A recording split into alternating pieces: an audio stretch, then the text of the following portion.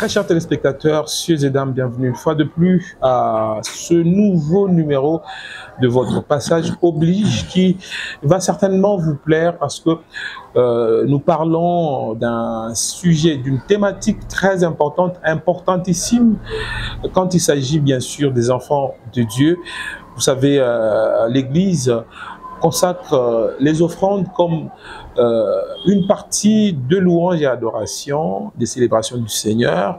Voilà pourquoi ce sont des thématiques qui font appel, bien sûr, à beaucoup de recherches, à beaucoup de malentendus, mais aussi à beaucoup de rumeurs. Voilà pourquoi nous allons discuter ou encore parler, échanger sur la dîme. La dîme, c'est quoi? Qu'est-ce que la dîme, qu'est-ce qu'elle peut apporter dans la vie de l'enfant de Dieu? Est-ce qu'il faudra continuer à la donner, d'autant plus que nous sommes dans la nouvelle alliance comme certains le croient? Est-ce que la dîme doit être versée chez un pasteur ou encore chez quelqu'un qu'on rencontre sur la voie publique? Toutes ces questions vont une fois de plus orner cette émission de ce jour. Vous savez qu'on en a déjà parlé dans un autre numéro, mais parce que c'est très important qu'on le sache. Voilà pourquoi nous y revenons aujourd'hui. Cette fois-là, nous allons en parler avec quelqu'un de bien, le révérend pasteur François Kissaba de l'église Cité Bethel, référence à Redebus Fizi. Voilà, avec lui, nous allons essayer de parler de tout ça dans ce programme, pourvu que vous restiez avec nous. Voilà. Alors, pasteur, bonjour et bienvenue dans Passage Oblige. Bonjour, merci. Alors, pasteur, j'espère que vous vous portez bien et la communauté Cité Bethel, l'une des grandes églises ici en République démocratique du Congo, que vous représentez ici à Lubumbashi, précisément au niveau de la Redebus Fizi. Oui, en tout cas, sinon nous nous portons bien, à la grâce de Dieu. L'église aussi, ça va, comme vous l'avez dit. Nous sommes une représentation provinciale. Chez nous, nous appelons district. Donc, la direction, les sièges du district, c'est ici chez nous. Nous chapeautons une cinquantaine d'assemblées. Une cinquantaine d'assemblées sur la ville, Kolwezi, Sumbalesa, Likasi, à l'intérieur là, ça. Parce que on arrive au niveau des Kamina, déjà Bukama, le Kamina, et ils dépendent du district du Kasaï. Okay. On avait fait ça avec les difficultés des transports. Ils étaient de ce côté ici. Voilà. Vous voyez, il y a Karemi, tout ça.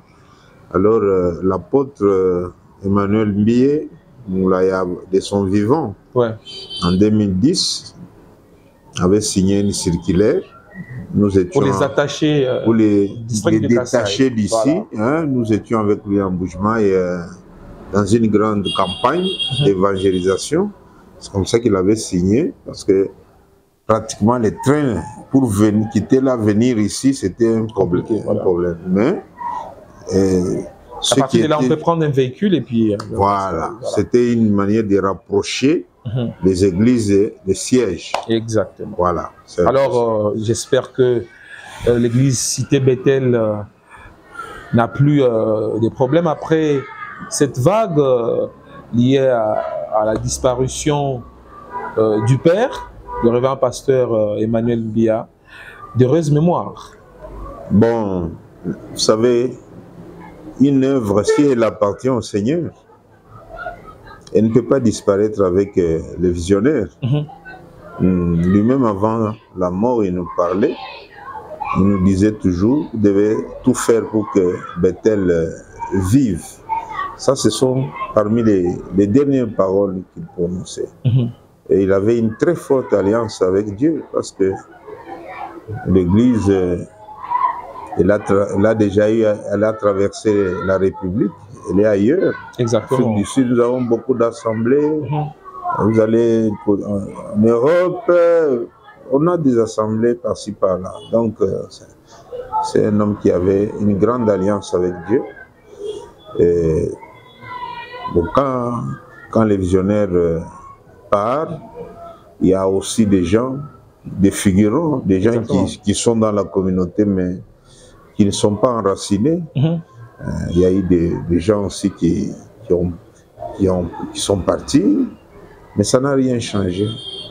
Ça n'a rien changé. On peut dire aujourd'hui que l'église Cité Bethel est unie et aussi elle va perpétuer l'œuvre qu'a commencé ce serviteur de Dieu qui avait une forte alliance avec le Seigneur. Alors aujourd'hui, c'était juste une parenthèse. Aujourd'hui, nous allons parler d'un thème très important sur la dîme. Et ça vous fait déjà quoi, pasteur? On parle de la dîme. La dîme, c'est comme ça touche les matériels, ça touche l'argent. Vous savez, c'est une question très sensible. Très sensible. Il y a beaucoup de spéculations autour de ça. Beaucoup de spéculations. Mais la parole de Dieu, elle est très claire. Elle est très claire. C'est ça. Oui. La parole de Dieu, elle est très claire. On va le savoir ici. Et d'emblée, parce que la dîme fait partie des offrandes, n'est-ce pas? Oui. Alors, est-ce qu'on peut, dans un temps un peu préliminaire, savoir c'est quoi une offrande? C'est quoi la dîme? Est-ce qu'il y a des différences entre dîme et offrande? Bon, Dieu lui-même fait la il fait la différence entre les deux. Lorsqu'il dit dans Malachie, vous me trompez dans les dîmes et les offrandes. Voyez un peu. L'offrande, c'est une adoration. Voyez. Dieu lui-même dit, vous ne viendrez pas devant moi les mains vides. Voilà. Voyez. Vous ne viendrez pas devant moi les mains vides. Donc, l'offrande est une adoration. Et dans la Bible, quand nous regardons, nous allons voir différentes sortes aussi d'offrandes.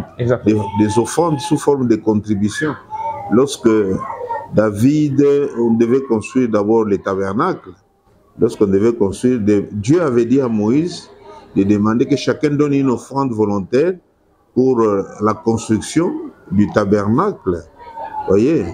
Donc, ce qui fait que dans l'église du Seigneur, l'offrande est là. Jésus lui-même était venu s'intéresser à l'offrande pour voir une veuve et dire à tout le monde que la veuve avait donné plus que tout le monde. Donc, elle avait donné que deux. Oui. Dieu est un Dieu des offrandes. Dieu est un Dieu des offrandes. Si vous aimez, vous allez offrir. Voyez. Quand on aime, on offre, on donne. Voyez. Dieu lui-même a tant aimé le monde qu'il a donné. Jésus est une offrande. La meilleure offrande, c'est Jésus. Et vous savez que l'offrande, ça nous parle de Christ. L'offrande, il y a eu beaucoup d'offrandes sous la loi. Il y a eu beaucoup d'offrandes. Il y avait des offrandes de culpabilité, tout ça. Il y en avait beaucoup. Toutes ces offrandes, ça nous parlait de Christ. Et lui-même, quand il est venu, il s'est intéressé à l'offrande. Il a confirmé cela. Il a confirmé. Vous savez, la maison de Dieu doit fonctionner. La maison de Dieu doit fonctionner. Si les entreprises, les hommes, les associations, les humains ont besoin de moyens pour fonctionner, à plus forte raison, la maison de Dieu. Parce que vous savez que toutes les entreprises vont disparaître un jour. Mais c'est l'église du Seigneur qui va subsister. L'église du Seigneur. Par contre, on devait soutenir beaucoup l'œuvre de Dieu. Même si on doit faire des projets, tout ça, mais l'œuvre de Dieu devrait aussi être une priorité. Hein? Ça devait être une priorité. Alors, quand on parle de la dîme c'est 1/10 de tout revenu. C'est 1/10. Lorsque je prends la Bible, là on nous parle pour la première fois de la Bible, de la dîme. Ouais. Je suis dans Genèse 14, le verset 20. Le verset 20. Bon, je peux commencer au verset 17. Après qu'Abraham fut revenu vainqueur de Kedorlaomer et des rois qui étaient avec lui, les rois de Sodome sortit à sa rencontre dans la vallée de Chavé, qui est la vallée du roi. Melchisédek, roi de Salem, fit apporter du pain et du vin. Il était sacrificateur du Dieu très haut. Il bénit Abraham et dit, béni soit Abraham par le Dieu très haut, maître du ciel et de la terre. Béni soit le Dieu très haut qui a livré tes ennemis entre tes mains. Et Abraham lui donna la dîme de tout. Voyez? Parce que ici, tout part de ces versets ici. Abraham est le père de la foi. Et c'est le père de la foi qui a donné pour la première fois la dîme. Les gens vous parlent de la loi, les sacerdoces a changé, la loi aussi, et la dîme donc ne doit plus être donnée. Comme si la dîme avait commencé avec la loi. La loi est venue trouver la dîme. La dîme est née avec la foi. Et la dîme doit disparaître avec l'absence de la foi. Quand la foi arrive à la fin, en ce moment-là, on ne peut plus payer la dîme. Vous voyez? Or, la foi est toujours là. Oui, exactement. La Bible dit même le juste vivra par la foi.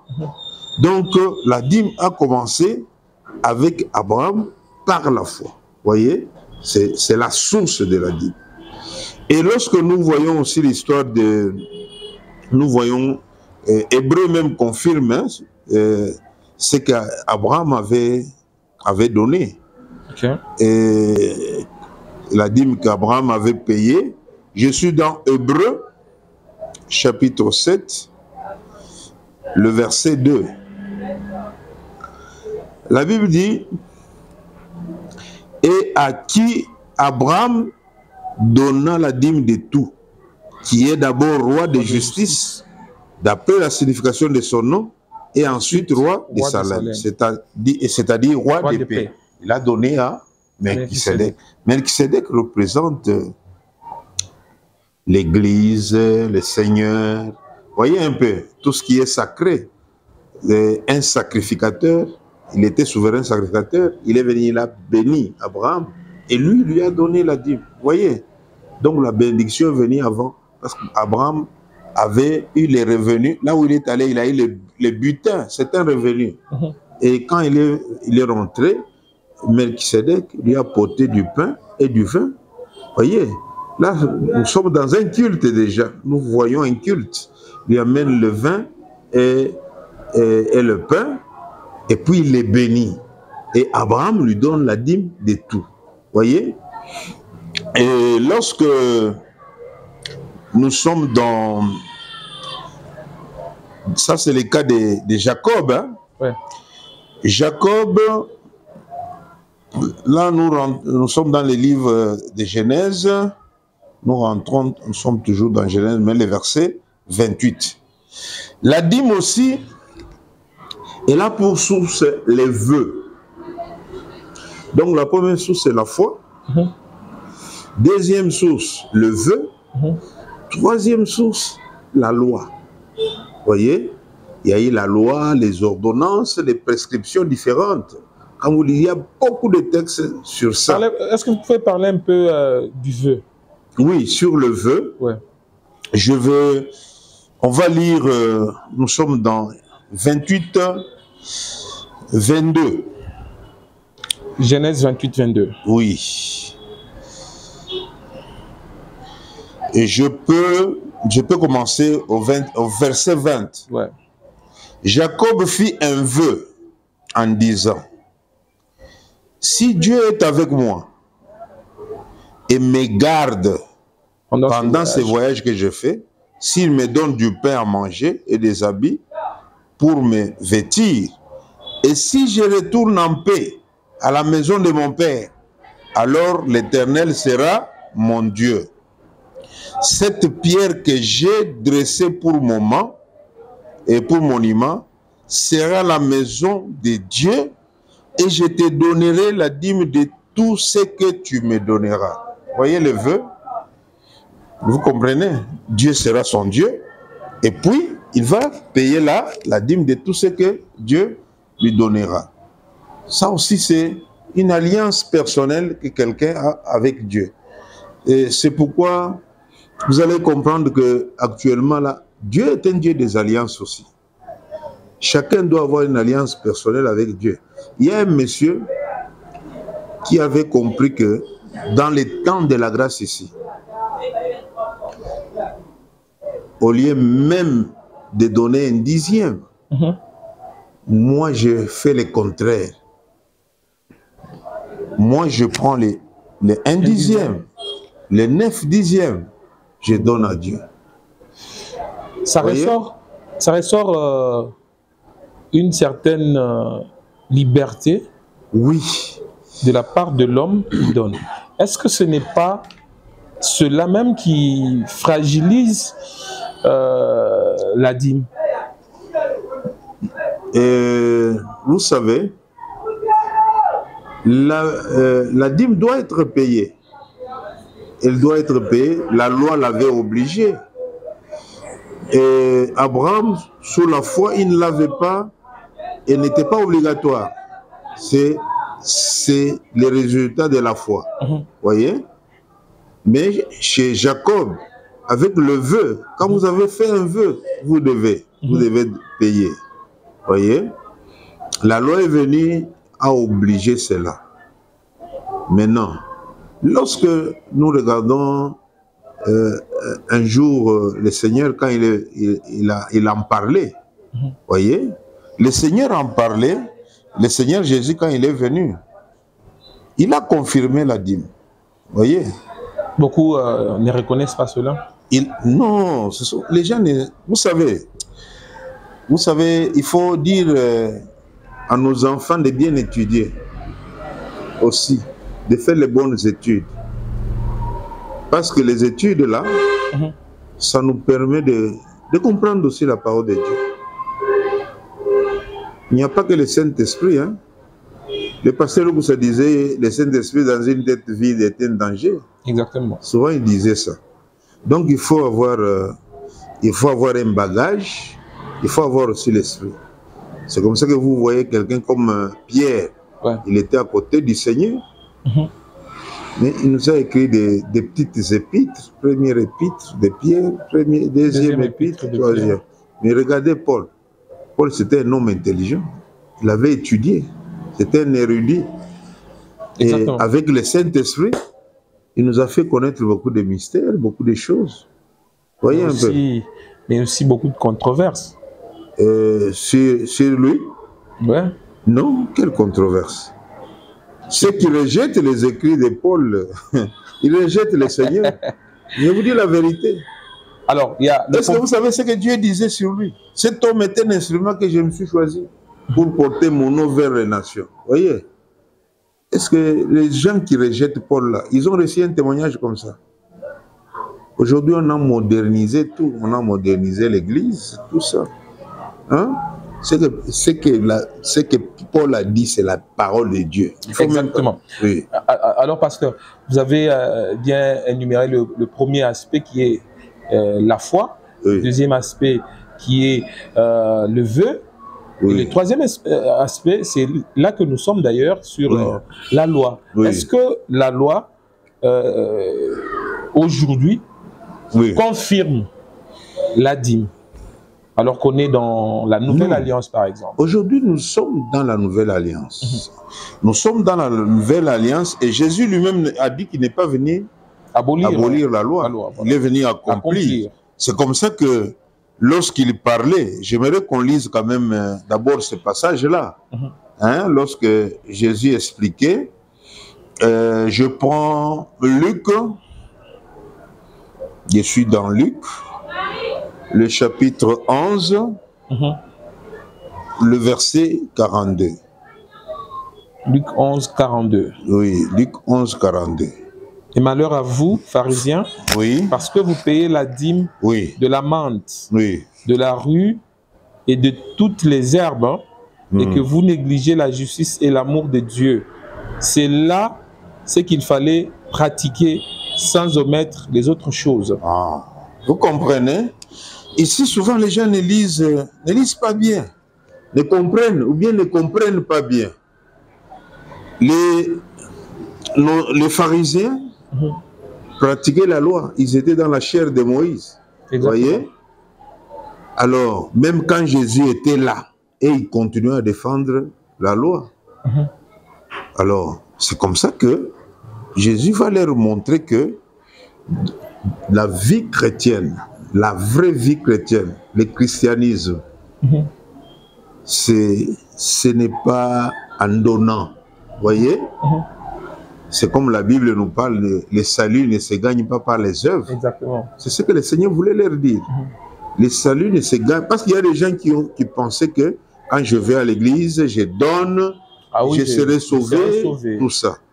Les œuvres qu'on accomplit, ça joue juste au niveau de la récompense. Encore que ce soit des œuvres fondées sur l'amour de Dieu. Voilà. Vous voyez, la sincérité.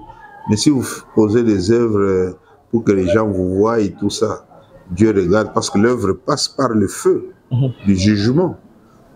Alors, Jésus leur explique, vous faites des choses pour apparaître. Vous voyez? Vous faites des choses pour apparaître, vous faites toutes ces choses, mais vous négligez les choses les plus importantes. La justice, les choses que le Seigneur était en train d'énumérer. Je crois que c'est encore dans le verset 42. 42, voilà. Voilà. Il dit, vous négligez quoi? Vous négligez la justice et l'amour de Dieu. Voyez. Il fallait d'abord que ça soit ça la fondation. La justice et l'amour de Dieu. Que vous puissiez sans omettre les autres. Donc, c'est que les dîmes, tout ce que vous faites là. Voyez, sans omettre ça. Il ne faut pas que vous mettiez beaucoup plus d'importance sur la dîme. C'est comme ça qu'on a entendu un pasteur dans les réseaux sociaux. Il dit que même une prostituée, s'il vient avec sa dîme, moi je vais prendre. Voyez un peu. C'est d'ailleurs sur ça que j'allais rebondir. Oui. Mais vous allez prendre la dîme d'une prostituée comment? Comment saurez-vous que c'est une prostituée, pasteur? Oui. Comment saurez-vous que c'est une prostituée? Non, si vous devez quand même savoir, quelqu'un vous amène l'argent, vous parlez avec. Il faut lui poser une question. Vous devez connaître les gens, ils font quoi, ils travaillent. Sinon, vous allez prendre même la dîme des voleurs, non? Est-ce que ça a des conséquences sur le ministère ou l'œuvre de Dieu? Oui, ça, vous suyez l'œuvre de Dieu, vous suyez les ministères. Ah, donc c'est comme si vous amenez un feu étranger. Mais oui, à cause, comme la Bible dit, l'amour de l'argent est la racine de tous les maux. Donc, vous ne pouvez pas mélanger, non. C'est un revenu normal. Parce que le Seigneur lui-même a dit que il dit tu gagneras ton pain à la sueur de ton front. Hein? Mais pasteur, aussi, toujours par rapport à ça, il y a aussi un pasteur qui a dit que la dîme doit se donner dans les paniers, à l'église, et non dans un bureau. Ce sont des spéculations. C'est écrit où? C'est écrit où? Les gens parlent. Vous voyez, dans l'Ancien Testament, oui. Les livres de Malachie parlaient, il fallait amener à la maison du trésor. Bon, d'abord, dans l'Ancien Testament, il n'y a pas d'église. Vous comprenez? Il n'y a pas d'église. C'est la nation juive avec son temple, tout ça. À un certain moment, lorsque le temple était détruit, tout ça, ils ont adopté les systèmes des synagogues. Vous voyez? Ouais. Les synagogues, c'était leur endroit où ils se retrouvaient, tout ça, et rendaient les cultes à Dieu. Maintenant, nous sommes dans les temps de l'Église. Dans les temps de l'Église, ceux qu'on a considérés comme les sacrificateurs, les lévites, les sacrificateurs. Aujourd'hui, l'Église, la Bible dit, Dieu a établi les uns comme apôtres, les autres comme docteurs, tout ça. Oui. Maintenant, l'Église est dirigée, comme Dieu est un Dieu d'ordre, dirigé par un berger. Voyez, un berger qui dirige l'Église. Et il peut avoir son conseil, les anciens, et tout ça.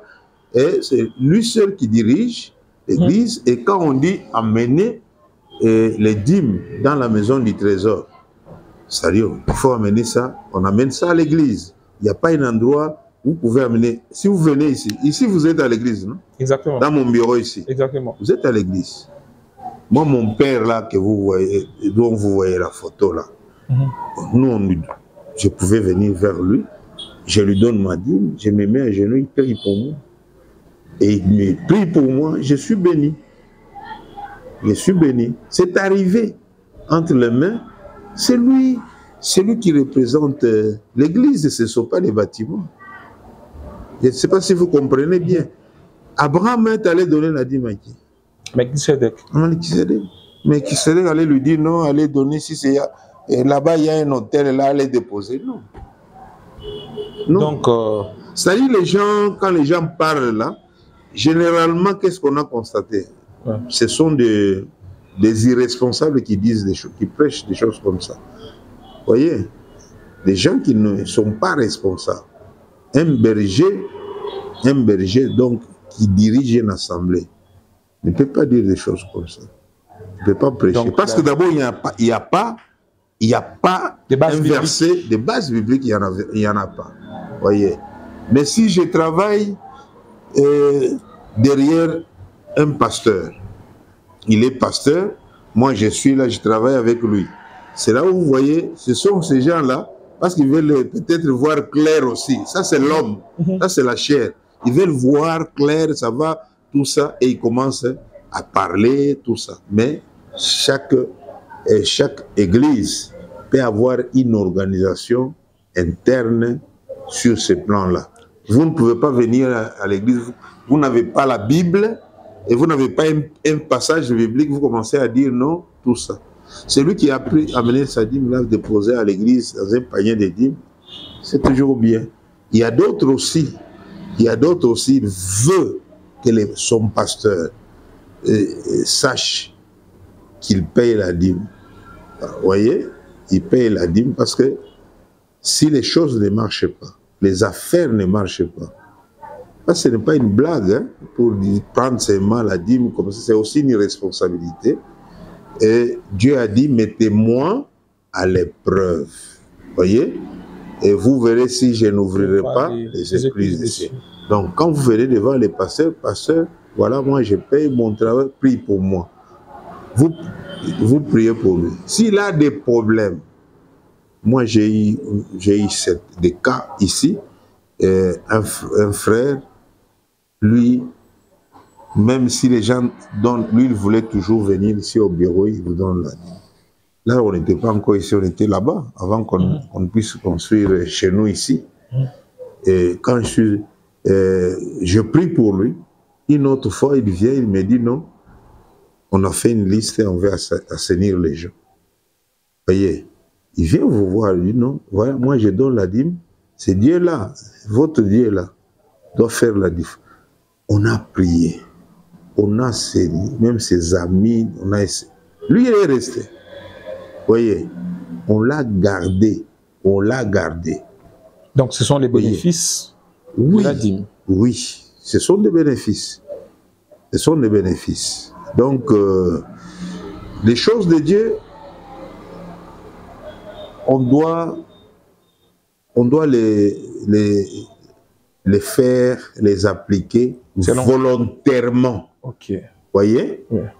Si vous n'êtes pas convaincu de donner la dîme, restez avec votre argent.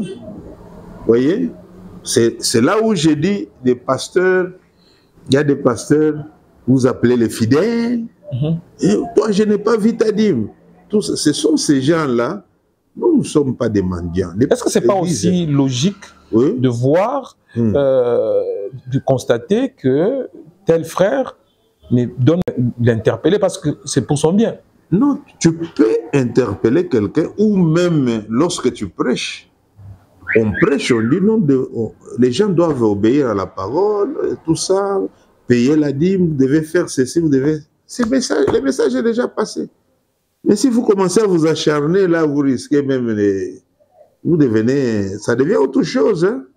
Vous voyez, ça devient autre chose. Mais c'est salutaire, pour celui qui ne donne pas la dîme. Mais c'est la même chose quand la Bible vous dit, par exemple, craignez Dieu.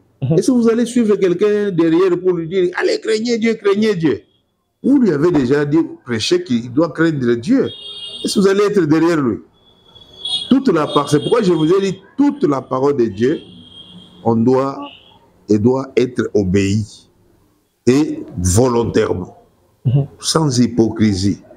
Mais si quelqu'un est forcé, ça devient un problème. Moi, je vais vous dire que lorsque je n'étais pas encore pasteur, j'étais serviteur de Dieu, je prêchais, mais à un certain moment, je mettais un peu de la confusion quand j'ai un dixième. Parce que même moi, je paye les 1/10 aussi. Vous la payez où? Auprès de qui? Vous la payez auprès de qui? Moi, je paye. Oui. J'amène ça ici à l'église. Oui. J'amène à l'église. Et puis, parfois, je peux envoyer aussi à Kinshasa. Okay. Vous voyez, le siège national est à Kinshasa. Et celui de Kinshasa, il amène où? Oui, il peut donner aussi 1/10, il peut donner à quelqu'un. Celui qu'il considère comme son père, ou bien... tout comme il y a des moments où quand ça vient, vous voyez, quand on amène, ça vient même ce que moi j'amène. Nous avons aussi beaucoup de besoins ici. Comme nous sommes encore en chantier, vous avez vu, nous sommes en chantier. Il y a beaucoup de factures à payer. Nous pouvons mettre ça dedans. Vous voyez, ça fait l'œuvre de Dieu. Nous pouvons mettre ça. L'essentiel que ça arrive à l'église. Maintenant, les pasteurs affectent. Voyez, les bergers peuvent dire non, on utilise ça, on fait ça. Voyez. Alors moi, à l'époque, je pouvais venir avec 1/10. Je mets, je garde. Je mets, je garde.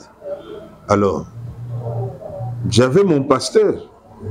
Au lieu d'aller lui donner ça qu'il prie. Il y avait des moments où je lui donne, parfois je ne donne pas. Et lui était calme. Vous voyez, il était calme. Il ne réclamait jamais. Alors, lorsque je reçois peut-être même des visiteurs, même des serviteurs de Dieu qui viennent chez moi, je peux utiliser cet argent, tout ça. Mais Dieu n'était pas content.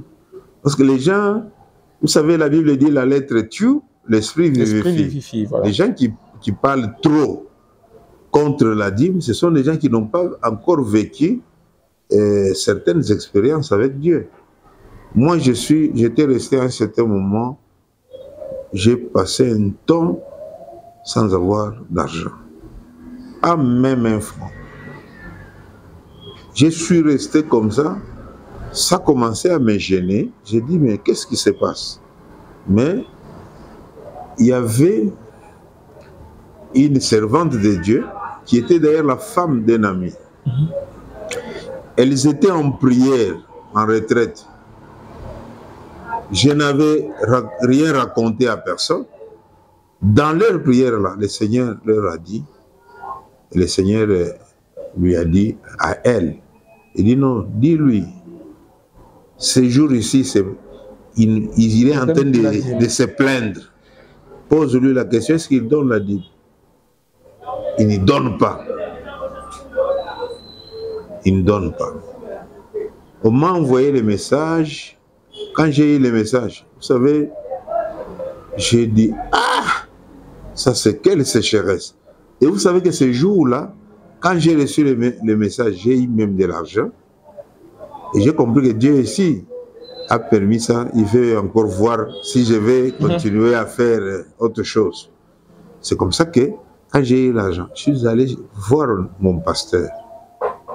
Je lui ai parlé de tout. Je lui ai raconté. Il n'a rien dit. Il a seulement compris que Dieu a réglé lui-même, s'est occupé de moi. Je me suis mis à genoux, je lui ai donné la dîme, il a prié pour moi. Voyez, il a prié pour moi. Alors quand les gens parlent trop là, ils parlent, ils ne savent pas ce que... Moi, je ne joue pas avec ça. Alors, il y a monsieur Thomas Kreiner, qui est professeur d'interprétation du Nouveau Testament et beaucoup de trucs à la fois. Il dit ceci, Oui.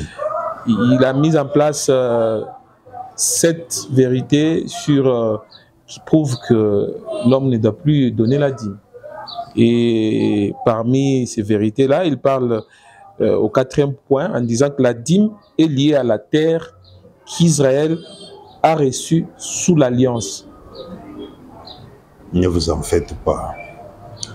Vous savez, quand on devient trop scientifique dans les choses de Dieu, c'est là où je vous ai dit que la lettre tue. Hein? Nos théologiens là, il faut être trop réservé. Il y a beaucoup de gens qui ont fait la théologie juste pour avoir des documents, pour dire que non, et tout ça. Il y a des gens qui ont fait la théologie, ils n'ont pas d'appel. Ah oui. Et vous savez que il y a beaucoup de tendances dans la théologie. Il y a une tendance qui disait que Jésus n'avait pas marché sur l'eau. C'est dans une période de froid, et les lacs étaient glacés. C'est comme ça qu'il avait marché. Vous voyez un peu. Dans la théologie, il y a aussi la sorcellerie. Il y a aussi la sorcellerie. Donc, moi, j'ai déjà eu à discuter. J'ai déjà eu à discuter avec beaucoup de théologiens sur la Bible dans des télévisions. À l'époque, il y avait la RTVA. RTVA d'un certain apôtre. Oui. J'avais fait beaucoup de débats là-bas avec des théologiens. Je vous dis qu'ils ont changé. Ils ont changé beaucoup de choses. Ils sont devenus même des amis. Bon, malheureusement, d'autres sont déjà morts. Parce que... Vous voyez, la théologie, il faut tirer attention. Il s'est appuyé sur il s'est appuyé sur quoi? Sur le fait de dire que la dîme, c'était sur les revenus champêtres. Et c'est ainsi que, même dans, je pense, Chronique, la Bible dit, si tu n'es pas près du prêtre ou de lévite, tu peux vendre ton revenu et puis amener l'équivalent. Il y a beaucoup de choses, comme je vous ai dit, sur la dîme, sur la loi. On peut trouver beaucoup de passages là-dessus. C'est dans la loi. Bon, s'il dit c'est lié à la terre d'Israël, et la terre que l'Israël aujourd'hui, nous avons l'Église. C'est le corps du Seigneur, c'est l'Église, voyez. Et la terre que nous avons ici, c'est pas la terre de Dieu. Hein? Vous savez que tout ce qui s'est passé, c'était l'ombre des choses à venir. Voilà. C'était l'ombre des choses à venir. Donc la terre, aujourd'hui, la dîme est toujours liée à la terre, exactement, mais la terre sur laquelle nous sommes aujourd'hui, c'est la terre de Dieu. Donc quand on parle de la terre, on voit le travail des mains. Vous voyez, les revenus, ce que les mains ont produit. Vous voyez, ce que les mains ont produit. Pour comprendre cela, c'est pas compliqué. Si on a le Saint-Esprit. Et comment on calcule cette dîme, pasteur? C'est un dixième seulement. C'est un dixième. Si c'est en nature, vous faites, si vous avez 10 sacs, un sac. Oui. Et aujourd'hui, si une dame apporte les produits champêtres ici, comme dîme, vous allez prendre? Bon, si elle vient, elle amène ça ici, on va prendre ça. On va prendre. On peut prendre ça, on profite, on regarde, il y a des gens, peut-être c'est le maïs, il y a des gens qui ont déjà amené des maïs ici. Je regarde des veuves, on donne aux gens. Il y a toujours à faire dans la maison de Dieu, il y a toujours des besoins. Mais il y en a aussi qui quand ils reçoivent l'argent comme ça, la dîme, ils calculent bien sûr le 1 dixième. Oui. Mais au lieu d'aller donner au pasteur, ils vont directement vers les veuves, vers les orphelins, partagent ça. Non. Là, nous sommes dans la nouvelle alliance. Hein? La nouvelle alliance, on parle de l'aumône. Voyez, on parle de l'aumône. La dîme amenée à la maison de Dieu. Pour aller chez les veuves, chez les orphelins, chez les gens qui souffrent. Vous prenez votre argent, vous donnez l'aumône, comme Corneille. Exactement. Voyez, comme Corneille. Si quelqu'un prend... Je vous ai donné mon exemple, non? Que j'avais la dîme, je pouvais... Non, ce sont les serviteurs de Dieu, on leur fait à manger. J'utilise cet argent. Dieu avait dit non, je ne paye pas ma dîme, je dois payer. De toutes les façons, si quelqu'un est en alliance avec Dieu, c'est là où je vous ai dit que nous, les hommes de Dieu, on doit se respecter. Il ne faut pas être derrière quelqu'un, toi tu ne donnes pas la dîme, toi tu fais ça. Si tu es réellement serviteur de Dieu, Dieu va parler à Jean. Et moi aussi, j'ai déjà reçu les gens. Comme Dieu m'avait fait, je suis allé devant mon pasteur, je suis allé demander pardon. Je lui ai donné. Dieu a déjà fait aussi des choses, la même chose. Quelqu'un qui s'entête, Dieu lui parle. On les gronde même, on dit, toi tu ne donnes pas la dîme. Allez, va, il faut commencer. Vous voyez, il vient. Il se met à genoux, il prie. Vous priez pour lui. Il vient, vous priez pour lui, il donne sa dîme. Et aujourd'hui, nous sommes dans quel registre? De la foi? Nous sommes dans la foi. Nous le faisons par la foi. C'est par la foi. C'est là où je vous ai même donné que la foi là, et comme nous sommes dans les temps de la grâce, on doit d'ailleurs être plus reconnaissant. La Bible dit qu'on ne s'est pas approché de la montagne de Sinaï, une montagne fumante avec beaucoup de bruit, il y avait la terreur, tout ça. Même Moïse, quand il est descendu de là, les gens n'ont pas su le regarder. Voilà. Vous voyez, il fallait qu'il se voile. Mais nous, nous sommes approchés de Sion. Vous voyez, la montagne sainte, nous sommes dans la nouvelle, nous sommes dans les temps de la grâce. Et dans les temps de la grâce, surtout nous qui étions des nations, des oliviers sauvages, des ramassis, le Seigneur nous a pris, nous a greffés. Et nous étions étrangers en Israël sans droit de cité. Sans droit de cité en Israël, étrangers aux promesses de Dieu. Aujourd'hui, Dieu a fait de nous des enfants de Dieu. Nous devrions encore être plus reconnaissants. C'est comme ça que le monsieur là, c'était un monsieur d'origine indienne. Je crois. Lui, il a commencé à donner neuf. D'ailleurs, on parlait même de quelqu'un là, des fabricants de dentifrice aussi, qui avait pris aussi la résolution, au lieu d'un dixième, lui, il a ajouté, si c'est comme lui. Et Dieu l'a béni sérieusement. Vous voyez, Dieu l'a béni sérieusement. La dîme a commencé avec la foi, et la dîme se poursuit avec la foi. Là, nous sommes dans les temps où nous sommes sauvés par la grâce au moyen de la foi. Vous voyez, donc ceux qui ont la foi doivent se sentir obligés de payer leur dîme. Ils doivent se sentir obligés. Là-dessus, on a beaucoup de témoignages, je vous dis. On a beaucoup de témoignages. Alors, pasteur, notre temps, on me signale que le temps s'est vraiment égrené. On est vraiment à la fin de cette émission. Oui. C'est vrai que dans les temps anciens, on donnait aux Lévites, aux prêtres. Les Lévites n'avaient aucun droit à la cité, aucun héritage à la cité. Oui. Il y a cette problématique. Oui. Et il y a des serviteurs qui croient que les pasteurs qui ont des occupations, qui sont rémunérés, ne devrions pas également toucher à la dîme. Ah bon? C'est eux qui pensent. C'est eux qui pensent. C'est-à-dire que les dîmes, il faut les amener, vous amener. Le pasteur, qui est un homme de Dieu, quand ça arrive, il doit regarder. Maintenant, il peut voir qu'est-ce qu'il faut faire dans l'église. Et d'abord, amener Voyez, lui, amener au pasteur. c'est maintenant lui-même qui va voir si, par exemple, il est déjà... parce que quelqu'un peut travailler aussi, mais il n'a pas de moyens. Disons, il vit mal, mais il est pasteur. Voyez, il vit mal. Ça peut l'aider dans certaines choses. Mais si Dieu l'a déjà béni, et même si Dieu l'a béni, mais il va toujours, il peut utiliser même une partie, il peut aussi faire d'autres besoins dans l'église.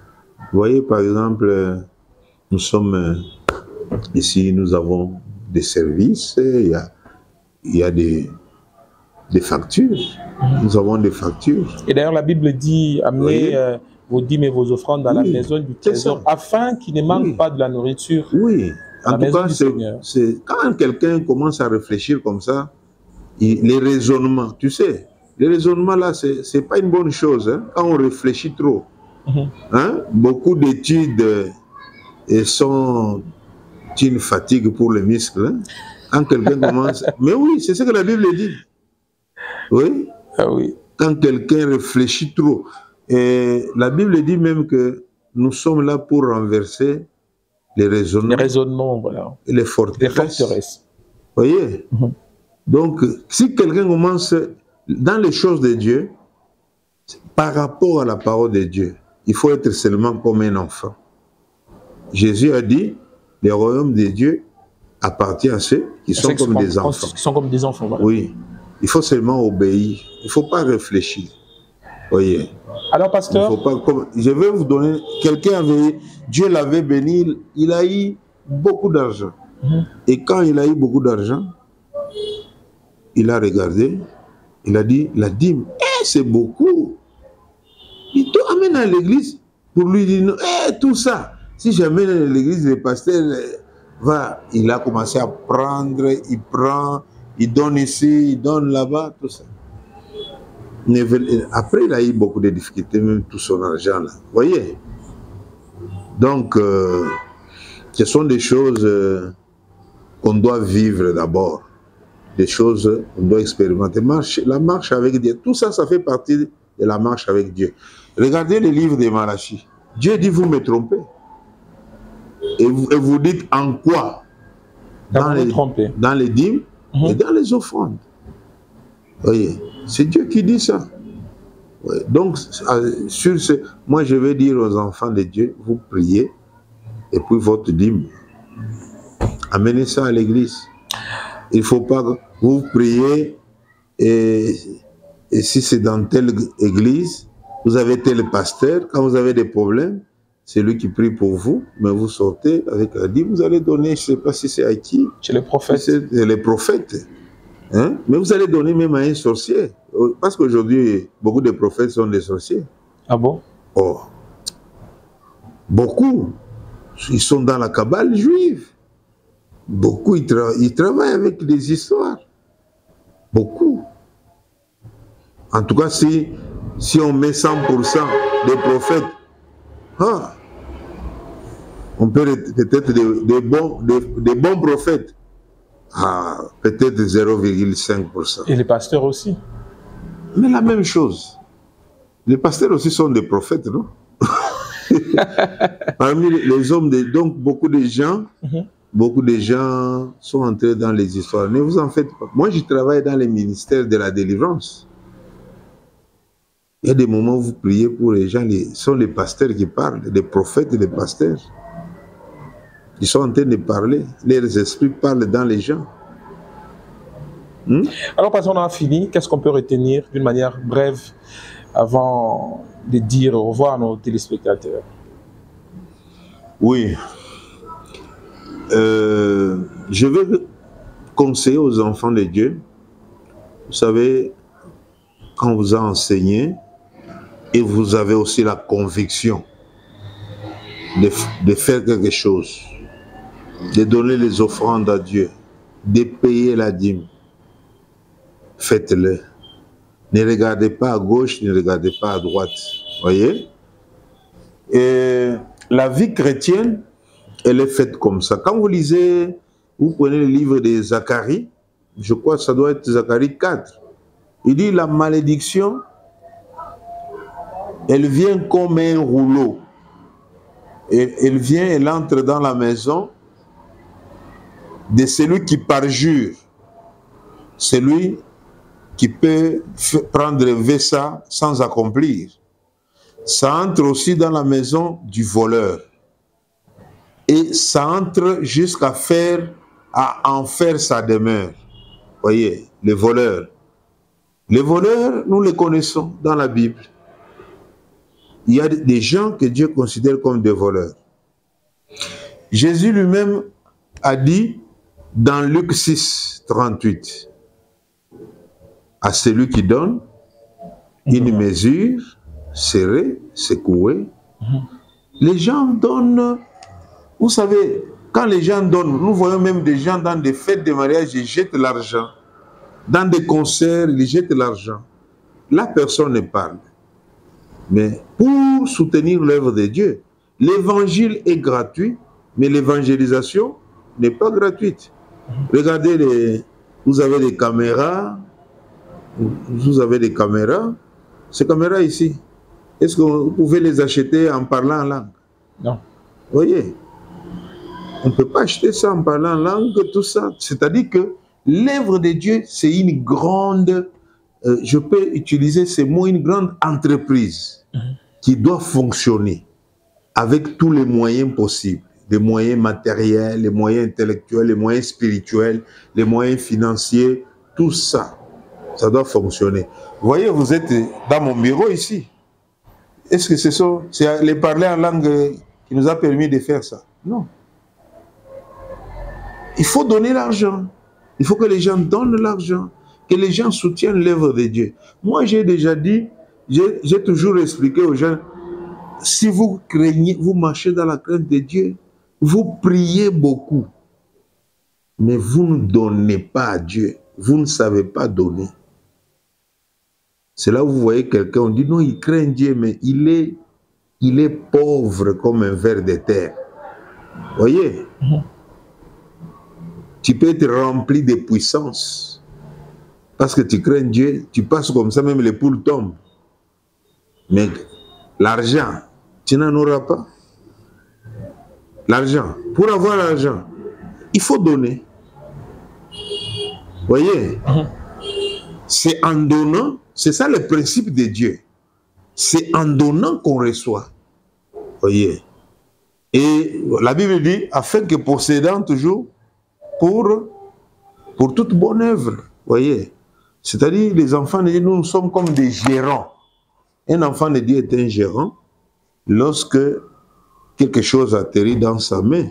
Dieu sait que la part du royaume est aussi là. Voyez? La part du royaume est là. C'est un peu ça. Merci beaucoup, pasteur, d'avoir accepté notre invitation. C'est moi qui vous remercie. Merci, très chers téléspectateurs. Merci de nous avoir suivis. Nous avons reçu au cours de cette émission le révérend pasteur François, voilà, avec qui nous avons parlé de la dîme. Il est pasteur responsable de la cité Bethel Fizi, ici à Lubumbashi, des Plaines, voilà. C'est le pasteur du district de Lubumbashi, voilà. Et nous disons merci à vous, très chers téléspectateurs, de nous avoir suivis. Nous disons également merci à Daniel Kalimi Lokoko qui nous a réalisé, sans oublier notre réalisatrice en or, Lorraine Koussoum Konkole, mais aussi toutes les équipes en régie dirigées par Nixon Boukassa. Nous n'oublions pas également la dernière parole, la dernière main, celle de Franck Loutumba à la programmation. Nous vous retrouvons à la prochaine avec le même et réel plaisir. Surtout, restez en bonne santé et prenez bien soin de vous.